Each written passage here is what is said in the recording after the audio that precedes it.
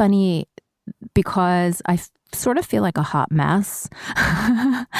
And when I look at my stuff, it's there's a lot of effort behind it. That is genuine and true. Mm-hmm. But I feel like all of the stuff that I'm doing isn't getting the traction that I necessarily want it to. And so it's so funny. Like, I admire you so greatly because I'm like, oh my God, like, look at everything that she's doing. She, works full time, has a consultancy, wins awards, written 2 books. Like, what? It's the mutual admiration society, because I'm looking at all of your digital stuff and I'm like, oh my gosh, this is so on point. Like, wow. Oh my God, that is, well, thank you. That's so good to hear, because so many times I don't feel like it's on point because I look at what other people are doing in the digital world and I just feel so far behind. And it's that comparison-itis is a true disease. It is, because either you think yours might be a little bit better or it's a little bit worse. I like to look at it as like, okay, if I think it's so much better than what I'm doing, then that's something that I can aspire to.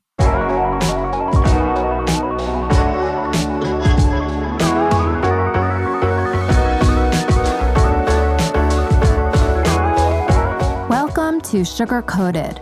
I'm your host, Adrienne Garland, the CEO and founder of She Leads Media. For far too long, women have been conditioned to sugarcoat their words, their actions, and the way they show up in the world, and to conform to certain cultural norms and ideals. This is inherently designed to keep those who are outside of the norm from gaining power, prestige, wealth, and influence, preventing more women from being recognized and respected as the powerful leaders that we truly are. Join me each week as we dive into raw conversations with remarkable, uncompromising, and inspirational women that will encourage you to strip away your sugarcoating and move boldly in the direction of your magnificent dreams. Welcome to the Sugar Coated podcast, and I'm your host, Adrienne Garland, and I am so excited to be talking to Shannon Whittington today. My guest is simply incredible. She is a leadership expert who specializes in LGBTQ and servant-based leadership, certified by the John Maxwell method, which we'll dive into. I want to hear all about that. And I know Shannon because she is part of the She Leads Media network, if you will. I believe that Shannon has attended She Leads conference in the past. And if not, I know that she's just part of our community, and I'm so grateful for that. Shannon is also the prestigious winner, or the winner of the prestigious Crain's Notable LGBTQ Executives for 2020 award. And on top of all of that, she is a published author with 2 books under her belt. First is Kindergarten for Leaders, 9 Essential Tips for Grownups. And the second one that is coming out, or that she's given to her publisher, will be coming out soon, is LGBTQ+, the ABCs for Grownups. You are in for such a treat with our conversation today between Shannon and myself. Welcome, Shannon. Thank you. I'm delighted and honored to be here. I can't wait to dive in. I sort of took a glance at your LinkedIn profile, which is amazing. And it's so interesting to me, ever since your college days, you've really been immersed in this whole world of nursing and also leadership. And I find those 2 things to be a really interesting combination. And so I'm kind of wondering, what drew you to those 2 things? Well, I knew I wanted to be a nurse ever since I was 5, because I was pretending to be one ever since I was 3. Because my aunt was a nurse and she worked at a nursing home, and sometimes she would have to babysit me. So I would go to work with her. And I would give out medication, little candies. I would give the patients shots and, give them water. And so I became very comfortable around older people, which I have to say is my very favorite population now. I love the elderly. Yes. And, I thought that that's what I want to do. And I knew from a very early age, and there was no wavering in that. That's exactly what I did. And what about the leadership aspect? Well, I've had some really wonderful leaders as nurses, and then I've had some that weren't so good. And I made a decision that if I ever became a nurse leader, which I hadn't really had any plans of doing so, but it just kind of happened probably about 15 years ago, I decided that I would give everything that I wish I had when I was a nurse. And as a result of that, I created, very high performing teams, award-winning teams, very low turnover, nurses just lining up to be on my team, letting me know, please let me know when you have a cancellation. Can I work with you? Can I work with you? Can I work with you? And then that's kind of what sparked, okay, I need to write about this stuff, So I just try to be the leader that I always wanted to have. I wanted someone to value me. I wanted someone to make me feel like my opinion mattered, that didn't just treat me like a body, and to make me feel appreciated. We're doing hard work. I mean, look at what we're doing now with COVID, being exposed to, all communicable diseases and things of that nature. So I wanted someone to really appreciate my work. And that's what I try to do every day. I love that. And my sister-in-law is a nurse, and I know that, there are definitely doctors that hold nurses in very high respect. But I also do know that even early on in her career, some of the doctors just treat the nurses terribly. And it's really the nurses that are, managing the patients, not only their, ailments, but also their emotions. And the fact that they are not given the respect that they deserve is crazy, quite frankly. It is. There's some doctors who are just fantastic and really listen to you because we're with the patient. Right. They come in and they make their rounds and they go. But we're with them for 8 hours, 12 hours. We know when something's going on. Intrinsically, we know when something's going on. We have this saying in nursing, don't treat the vital signs, treat the patient. Like the vital signs can be horrible or they can be great, but you can still know something's going on. Yeah. So I was kind of afraid of that, to be honest, like, oh, the doctors are going to treat me a certain way. Yeah. And they're certainly not all like that, but I would work night shift. so I wouldn't have to, be that involved with them. But I think it's getting better in many ways. Nurses are becoming more respected. We're more advanced practice. I'm a master's prepared nurse. I'm studying for my doctorate. I think we're getting more credibility as a profession. And I think that's what's needed. I agree 100%. And, there you just slid in and you're studying for your doctorate. Okay. On top of everything else. I can't even believe that slid out because it's still, I still can't believe I'm like 8 weeks in, to be honest with you. Congratulations. It's amazing. Thank you. Yeah.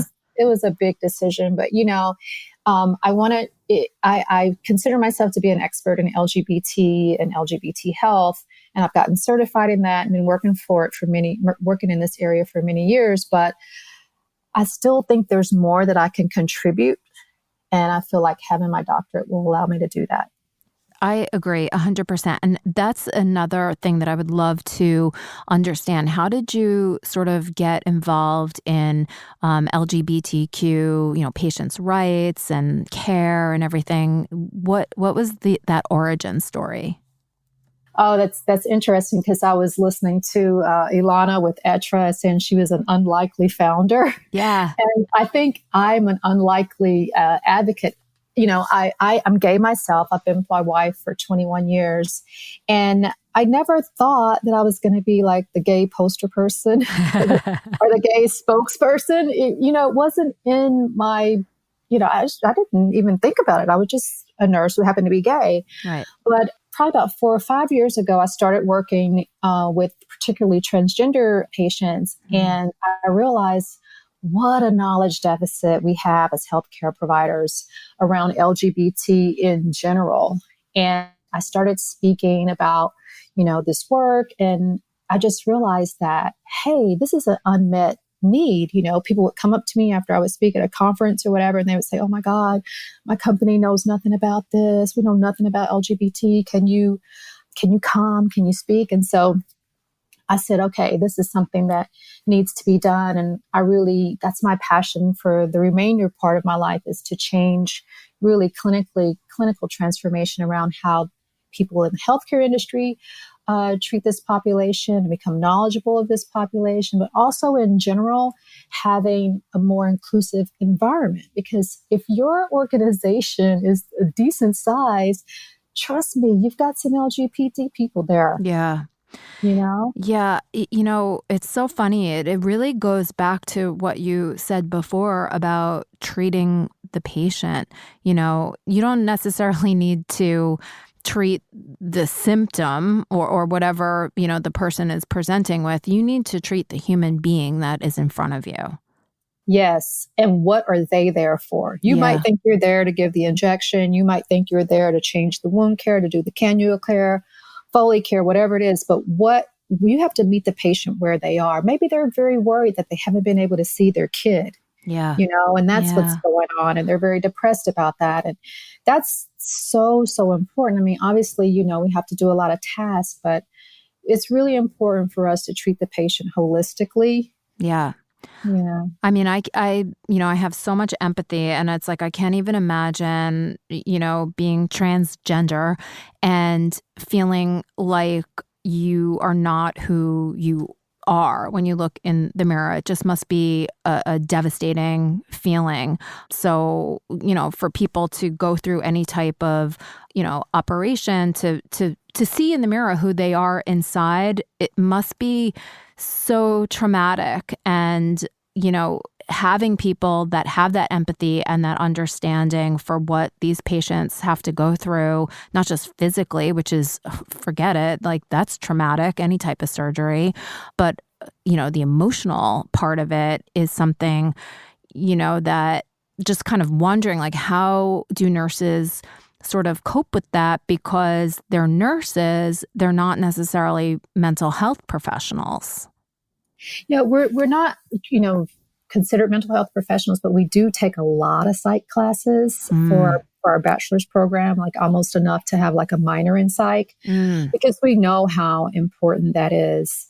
If you don't have that part, you can just forget the rest. Yeah. You really got to have that part down, and as far as transgender issues are concerned, we aren't taught this in school. The average nursing student gets about 2 hours of education in LGBTQ. I'm still waiting to meet that nurse. And I have nurse interns, and I always ask them, they're young in their 20s, a lot of them. And I ask them, did you get any education around this? And most of the time they say no. So that's what I want to change through education. Yeah, I think that that's an amazing platform for you, because I mean, just think about it. You could probably read a book or search Google and get more information than the nurses are being, taught in school, and that definitely has to change. I mean, I think the world is changing in so many different ways. I was listening to something on NPR this morning, and somebody said, it's sort of like cancer. You don't know that you have it until, it's sort of revealed and brought. And it said, not everyone's going to be a surgeon and be able to, cure the cancer. But the first step is at least knowing that it's there. And I think that is just relevant for so many different things. I mean, we are a planet full of human beings of all, like a mosaic of everything. And for us to operate in anything, whether it's nursing or business or education, for us to operate like there's only one way is ignorant. Mm-hmm. Mm-hmm. You know? And we're a nation of humans who all bleed red. Yeah. Yeah. And there's a similarity right there. So I think, when I first started doing this work, there were, not that many people interested. No, I don't think we need that. And to now, I'm pretty busy because, like I said, depending on the size of your organization, you have LGBT people there. Yeah. And trans is like 1 in 50 people, like redheads. So there's a possibility you might have that too. And then the next question is, if you don't know, then why is that? Like, is your organization affirming for these individuals? Not saying that we all have to come out. Listen, I worked in a hospital where I was in the closet. I was there for 2 years. I didn't feel comfortable coming out. Yep. It felt horrible. Ugh. And I worked in an organization where I'm the poster person and it feels amazing, So, right, because you can be just who you are. You don't have to hide. It's like the worst feeling. Oh, and you're afraid you're going to slip up. What's your husband's name? I see you're married. And then at that moment, you've got to say to yourself, okay, do I say a man's name and just let it go? Or do I say, actually my wife? You have to think of all of that because we live in a heteronormative society, right? We live in a very binary society of male and female. So those are the kind of questions that people just say. And then in that moment, you got to make a quick knee-jerk decision. Do I just hide this? And then I've got to try and remember that person doesn't know. And then, and it's nothing about being ashamed or anything. Trust me, I went through that when I was coming out. But now it's like, hey, this is me. I'm married. My wife, we've been together 24 years. I'm absolutely in love with her. Yeah. Well, and congratulations on that, by the way, because, getting past probably, 3 years is a huge accomplishment. 21 is outstandanding. So that's so beautiful. Once we were allowed to marry, we married. So we've been together for that length of time, and it's been wonderful.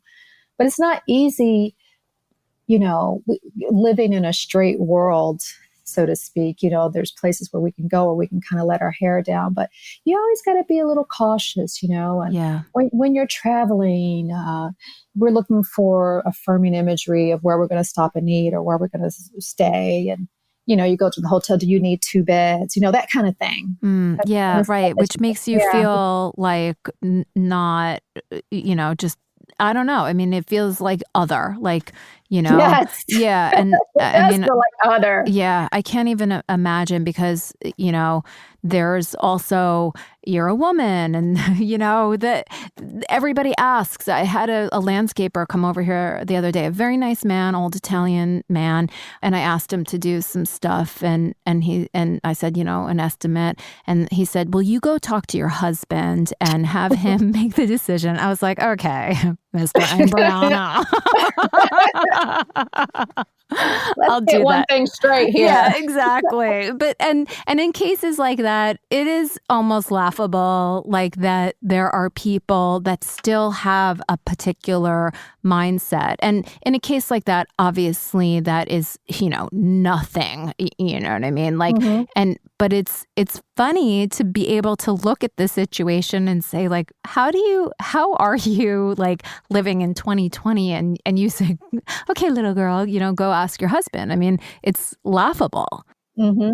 But, I don't know. I think, man, there is just so much to talk about, I think, on, what it's like to sort of operate and live in this heteronormative world, which, I wouldn't even probably use that term, but that describes it so perfectly.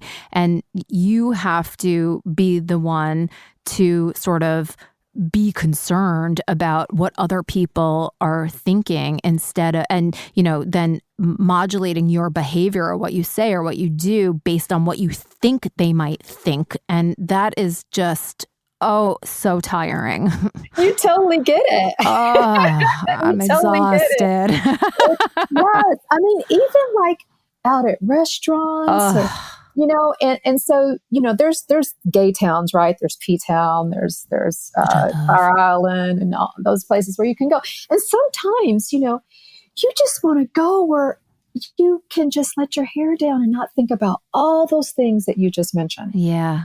Ugh. Now, we have no problem existing in a heteronormative world because that's just what it's going to be. And we get that. But to not allow us to be the fullest expression of who we are, which is everyone's goal, right? Yep. Is just, it creates a lot of angst. Yeah. It really does. And I don't think that's ever going away. I mean, I know that we're talking a lot about diversity and inclusion now, and we're talking about racial equity and all of those things. And I'm really happy to see this conversation starting to take place around race and around orientation and around gender. And for us to be able to get beyond a binary world. Yeah. If you talk to a kid from the XYZ generations, they understand about gender nonconforming, transgender nonconforming, non-binary, genderqueer, queer fluid. They understand all of that. It's us old farts that don't get it. Yeah. Excuse the expression, but like baby boomers, and they just like, what do you mean pronoun? Yeah. well, yeah, because there's such a thing as non-binary. Yeah. Some people don't feel like they fit in that male or female box. They're somewhere in between that. Yeah. And that's why you want to ask, hey, what's your pronoun? So you don't misgender someone. But that's like a new conversation for many. Like when I go and I speak about this at companies, those individuals, I get this look like, what the is she talking about? Right. I mean, even people that are in Gen X, I'm a Gen Xer, and even, people that are in my generation and friends of mine, like if they have a family member or something, they, I've had conversations with friends like, oh, my niece, and she's like, I don't even know what I'm talking about. And I'm like, you got to go educate yourself. Like, it's okay that you don't know what you're talking about if you haven't had the experience. And she's a very open-minded person, but it's like, if you haven't, but at least just go kind of research and find out before just feeling frustrated about it. Yeah. And totally offending someone too in the process. Yeah. And I think, I think that sometimes that happens too. And then you have like this guilt because you really didn't mean to offend somebody. But I think that there's a way that you can show that you are a human being who sees whoever is in front of you as another human being. And if you can sort of just be open to whatever, what, and it ranges from like your opinion, right? To everything else, your gender, your sexuality, whatever it is. There's a podcast, it's coming out on the network. One of our other hosts, a really amazing podcast that you should tune into. It's called Feminist AF. Jenny Manpa is she's just so on fire. I love her so much. But she just had an incredible conversation with I think she's a sexuality coach and therapist. I don't know if she's quite a therapist, but, she was talking about polyamory. And I was like, what? Because that's only something that I've seen on, like Showtime or something. Yes. Yeah. But this particular guest was talking about how her, the majority of her friends are polyamorous. And I'm like, that I haven't seen, I live in Long Island. I don't know. It's just until you sort of are aware of it or see it or talk about it, it's just something that you don't know. So you just have to be open to things in life. Yeah, just be open to it. And, it doesn't mean that, I always say when I'm talking, I'm not trying to convert anyone. Right. Right? You don't have to be polyamorous. I'm not trying to convert, but I am trying to alert. Oh, I love that. Thank you. The alert is, this is here. It's not going away. Yep. So you might want to learn a little bit about it just in case a situation comes up and you're having a conversation and you can sound like you know just a little bit. I love that. And I'm always surprised at like some people. Let me give you this prime example. Yeah. All right. So I'm down in Florida getting my certification with the John Maxwell team, right? You mentioned that at the beginning. Yep. And like many, many hours and many, many books. And I finally do it. And I'm down there and it's a lot of people. And we go into this huge lunch area with like probably tables that sit maybe like 10. And I try to sit at a different table at every meal so I can meet as many people as possible. And I go and I put my tray down and there's probably like 50-something-year-old woman to my left. There's a millennial to my right and her mother. So, eventually it always comes down to, well, what do you do? Yep. And my wife always says, why do you tell people about that? You create so much drama in conversation. I'm like, but that's what I do. Yeah. So why am I not going to say it? So I'm talking to this woman and I say, well, I educate clinicians on transgender patients after they have gender affirming surgeries. And she says, are you a transgender?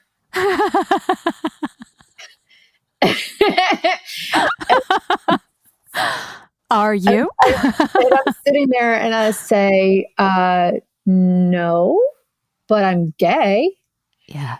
And the woman to the left, who's a PhD director, says to me, oh, I knew that as soon as you sat down. Okay. And that's what I think in my head. Like, okay. What? Yeah. And the woman goes, yeah, me too. And the daughter goes, Mom. Now, here I am, long hair, wear makeup. I'm like, okay, so how does gay look? I'm wondering here. Yeah. What does gay look like? I'm like, Shannon, you're in Florida. I mean, I'm from Tennessee, so it's not that, Not that different mindset. Exactly. And then I look at what I'm wearing. Well, Adrian, I'm wearing a suit and a tie. And so I said, oh, is it because I'm wearing a suit and a tie? And the PhD goes, yeah. And the mom goes, of course. And the daughter goes, Mom, like she was so embarrassed by her mom. Yeah. What about being fashion forward? Yeah. So I'm like mad now. So I sit there for a minute and I thought, well, does this even warrant me? And I said, just so straight women wear suits and ties. Straight men wear pink shirts and lavender shirts, Yeah. Doesn't really define your orientation. So, but let me tell you what happened after. Like we go to, we have to walk down this long corridor to go to the next meeting and there's all these people. Well, I can just swear to myself that everybody's staring at me. Like everybody's staring at me. This bugged me so much that I really contemplated going back upstairs and changing my clothes. God.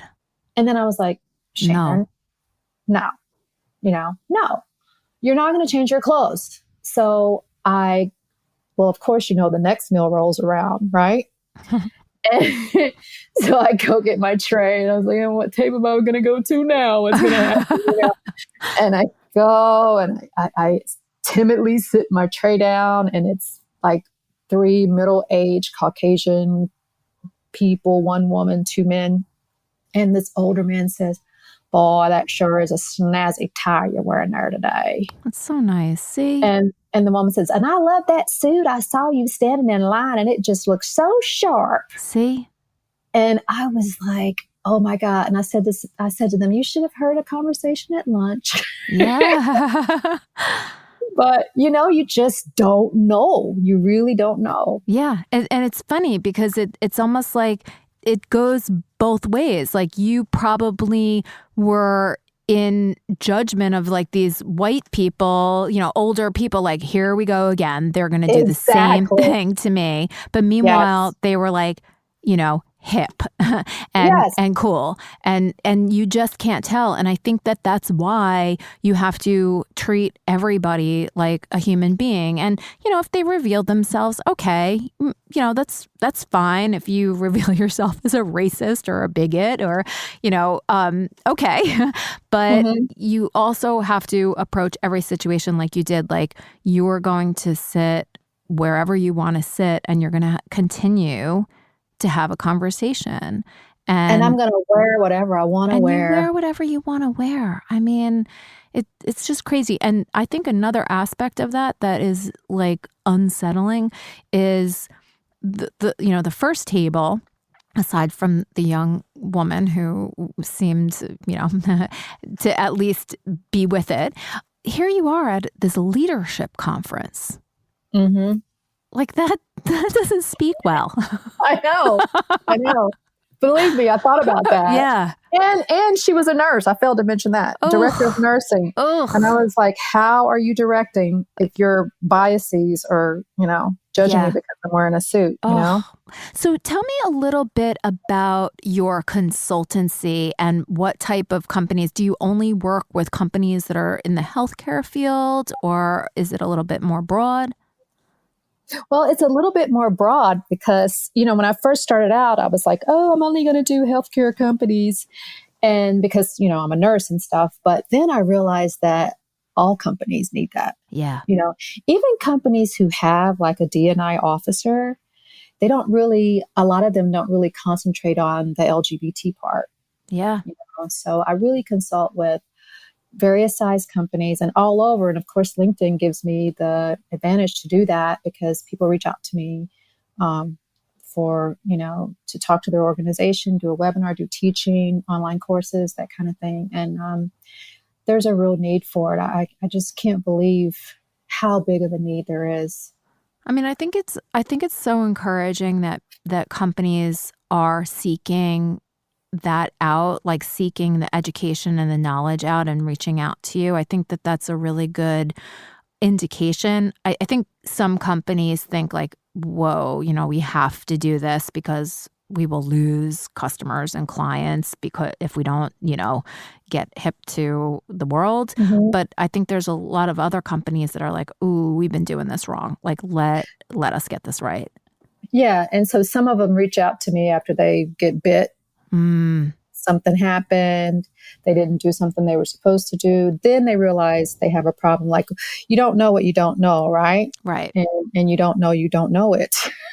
So if something happens, then you're like, oh my gosh, I never thought about this. Or I'll be talking and someone will be like, wow, I never thought about that. But my company knows nothing about this either. And that happens that way also.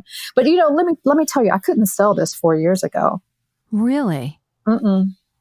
Nope. So it's the environment that we're living in, which is not great. But again, it has risen to the surface. Mm-hmm. And so people now see the need. I mean, I think that that's incredible. And I'm kind of like adding all of this up in my head. And still I have the question, do you sleep?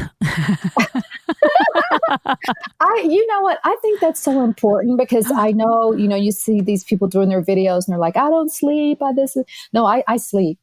Now, I sleep about 6 hours. I get up at 4:30 every morning. That's how I wrote my books. I got up at 4:30 every morning and I go to bed like around 9:30. So I definitely have to have my sleep, but I really try to utilize my time as wisely as possible. And I don't think I'm that good at it, Adrienne. I really don't. I think I'm a mess.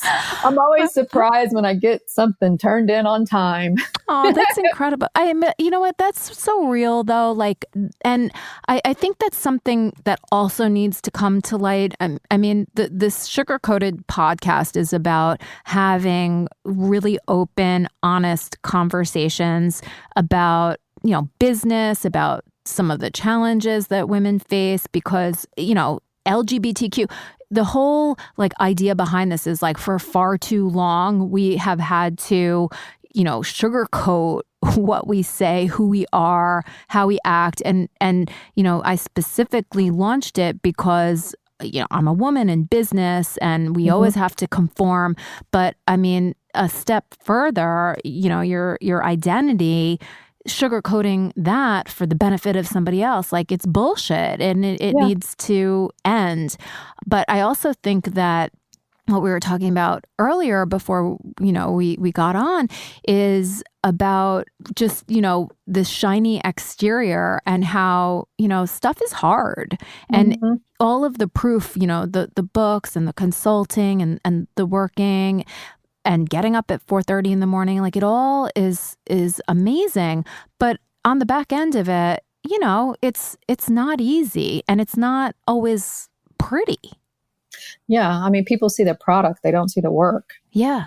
My wife, she when she comes home from work, she's like, am I going to see you today? Yeah. Or right. Are you going to put that thing down? Like, let me tell you, 2 weeks ago, I had this big project due for school. Yeah. And I said to her, hon, I think my legs are becoming detached from my body. I don't know if I can go get the clothes in off the clothesline. I live in New York. Can you believe I even have a little yard? And she said, babe, you're just starting and you're having a breakdown. Yes. I was like, yes, I think I am. And so then I get my grade back. I do a fantastic job. I'm like, oh, I knew more than I thought I knew. Oh, yeah. Oh my God. I know that no matter what, it's like that self-doubt, it has a way of creeping in, and yeah, the physical exhaustion, it's all part of it. But do what you need to do in order to take care of yourself, because the work that you're doing is really, really important. Yeah, thank you for that. Yeah. I have to remind myself of that. That's why, I have my little dog, and we go for our walks really early every morning, and I'm out on the balcony listening to the birds, and because you just have to have that balance. It just can't be all work, Yes. But I just, what I feel like, though, I don't know if you feel like this, but like I feel like I kind of like woke up like maybe 2 years ago, Yeah.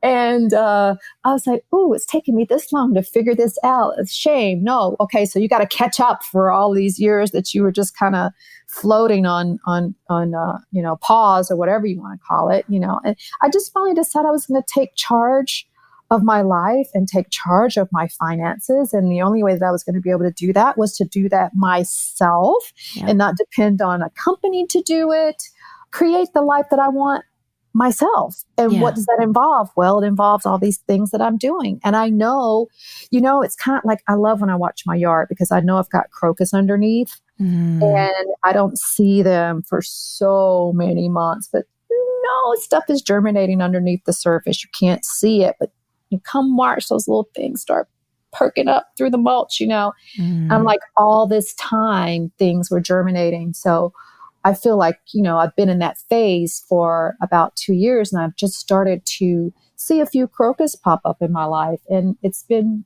beautiful. Listen, I'm talking to you today. Yeah. I love that analogy so much. And I'm right there with you.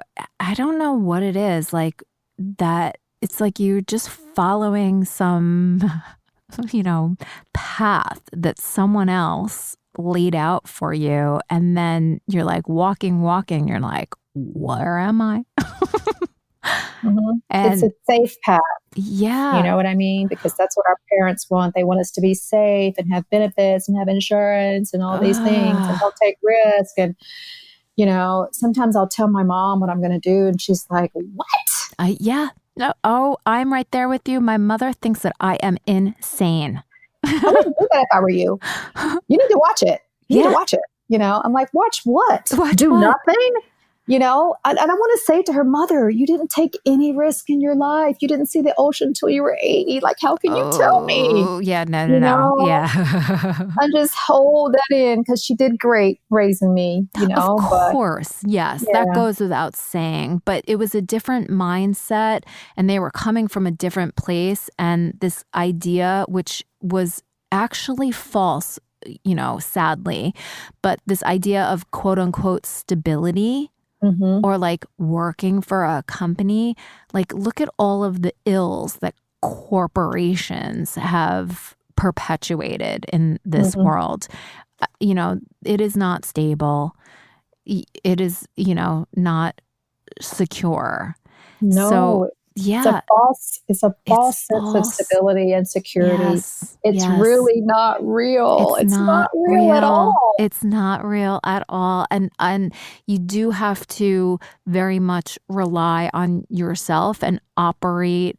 I've said this for a long time, operate as a free agent and never get too attached to any one thing. You have to be willing to move on. Yeah, it's true. And, especially with nurses, we're conditioned in school. You graduate, you go to work at a hospital, you go to work in a doctor's office.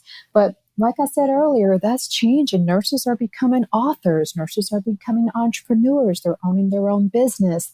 They're becoming legal nurse experts and all these things that doesn't confine them to the bedside. Now, bedside nursing, very important. I did it for many years, but we're more than that. Yeah, I love that. That is super empowering and also something that I was not even aware of. And, like I said, my sister-in-law is an NP, but she always is, going and educating herself and taking courses and going to conferences and everything like that, because I think that nursing perhaps may have been one-dimensional in the past, but all of these other layers are so exciting.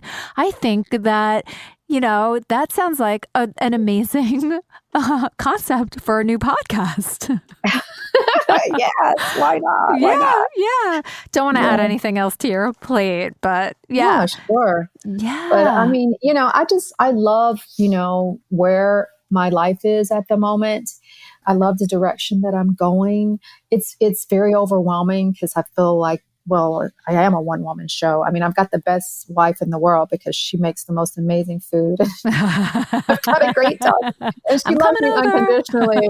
Yes. And when I tell her my legs are going to fall off, she walks with me to the clothesline, So Aww. It's great. And she's the one that encouraged me to go back for my doctorate, actually, because I was kind of on the fence about it. But I just love the freedom to be able to create what we want in our lives, and however we see our lives, a picture of, we can actually create that, but it involves pain. Yeah.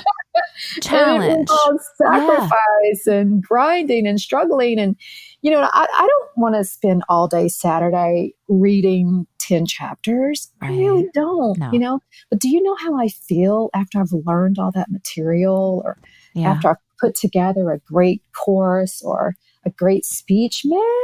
On top of the world. Yes. So I kind of don't mind the work because I know the outcome is going to be impactful for somebody and hopefully help someone, change one organization, change one person, open their eyes. I've had people come into training and where maybe the company forced them to come in and they're like, I don't want to be here. I don't want to know anything about this. I don't agree with it. I'm a blank, and they'll tell me their religion, and I always say, okay, you don't have to, and I'm like, you have no idea, but I am a clinical transformer. And they walk out totally different.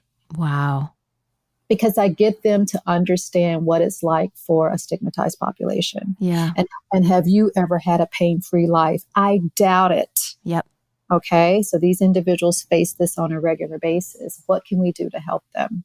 Don't have to agree with it. Keep those views that you have, but just acknowledge that it exists and don't stigmatize anyone. Don't discriminate against anyone. Your message is universal. It cuts across, yes, healthcare, obviously, but it cuts across every single industry segment and just life.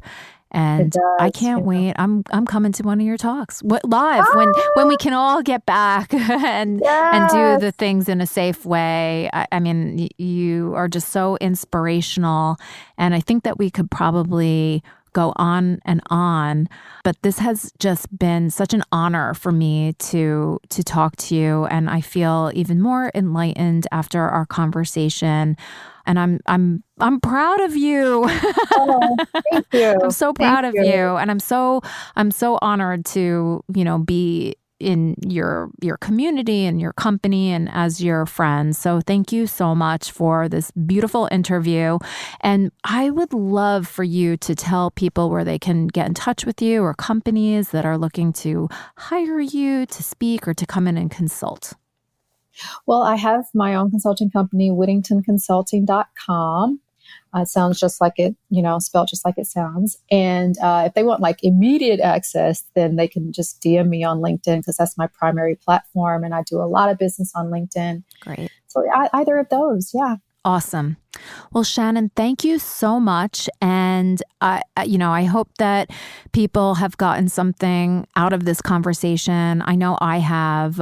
If you love what you're hearing, I would love for you to take a screenshot of the podcast episode and tag both of us on Instagram. I think that would be super cool. And, if you have any other questions for either one of us, please feel free to DM us. And thank you, Shannon, and have just a wonderful rest of the summer. And I hope to speak to you again soon. Thank you so much. It's been wonderful being on your podcast today. Thanks.